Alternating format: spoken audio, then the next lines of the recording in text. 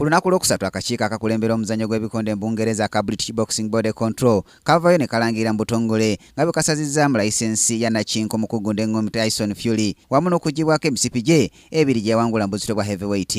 Kigambibwa nti n'atameggwa ono Tyson Fury aludde ng'akozesa ebiragalagala ekyamuviiriddeko n'okutabuka omutwe era nga kati takyasobola na kulwanira misipi gino. Ebikonde bye by'ensimbi yabinyikiza mu mwaka gwa 2015 ne 2016 nga ono yawangula emisipi 3 mu buzito bwa heavyweight era nga wano weyawangulira Nakinko Odamel ku lisito kyokko. Mu ngeri y'emu kojjaayo Peter Fury avuddeyo n'ategeeza nga mutabani we eky'okuggyibwako emisipi era okuwerebwa muzannyo gw'ebikonde bwe kigenda okumuyamba ennyo okukola n'amaanyi okuba ng'akomawo miguwa yeddiza emisipi gye. Peter Fury ayongeddeko nti asuubira nti mutabani we gunaatuukira omwezi ogwokuna anaabazze ku mutindo gwetaagisa okudda miguwa. Brian Katende munabi wa mizannyo, Kingdom TV, amalindirire.